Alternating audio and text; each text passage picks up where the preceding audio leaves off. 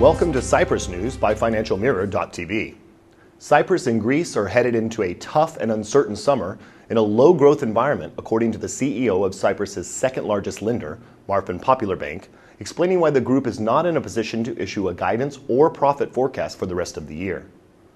Cyprus and Greece are used to 4% plus growth environments, and even though both countries have fared significantly better than others, nevertheless, it remains to be seen how 0 to 1.5% growth rates will impact households, companies, and Marfin Popular Bank, which has a significant presence in both countries, he said.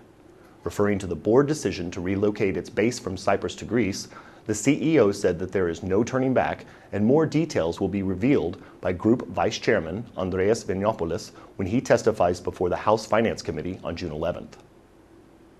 The combined results of the 12 companies listed in the main market of the Cyprus Stock Exchange showed a 75.35% deterioration in the first quarter of 2009, as total profits fell to 59.3 million euros compared to 240.6 million euros profits a year ago in the same period, according to data compiled by the Financial Mirror.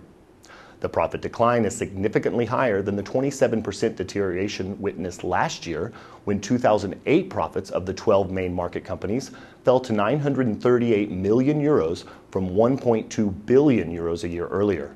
Bank of Cyprus remains the most profitable company listed on the CSE, followed by Marfin Popular Bank. House prices dropped further around the world during the first quarter of 2009 as personal consumption expenditure decreased, consumer confidence remained low, credit remained tight, and the unemployment rate worsened. Among the 32 countries in the Global Property Guide's survey of house prices, 27 recorded price falls during the year to the end of the first quarter of 2009 in real terms. In Cyprus, house price changes in nominal terms fell 3.04% quarter-on-quarter compared to December, while on an annual basis, house prices fell 1.9% according to the Global Property Guide. Latvia and Dubai saw the steepest declines, averaging 50% and 35% respectively. President Demetrios Christofias, meanwhile, called on young couples to apply to the House Finance Corporation for housing loans. He said that the HFC slashed interest rates on loans by 0.5% and that of the 200 million euros available, only 17.5 million had been taken up in loans in the past 3 months. Unemployment reached 5.4% of the active population in Cyprus in April, compared to 5% in March, according to Eurostat. Despite the increase in the unemployment rate, Cyprus had the third best performance in the EU 27, the average of which presented a decade record, rising to 8.6%. Cyprus's public deficit hit 0.8% of gross domestic product in the first quarter of 2009, with a sharp increase in spending and a fall in revenue, official data showed.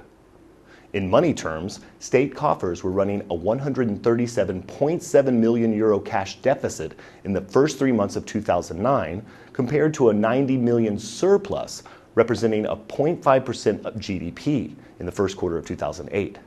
The Finance Ministry last week said it expected the island's public deficit to reach between 2 and 2.5% of GDP for the full year on slowing revenues and falling demand.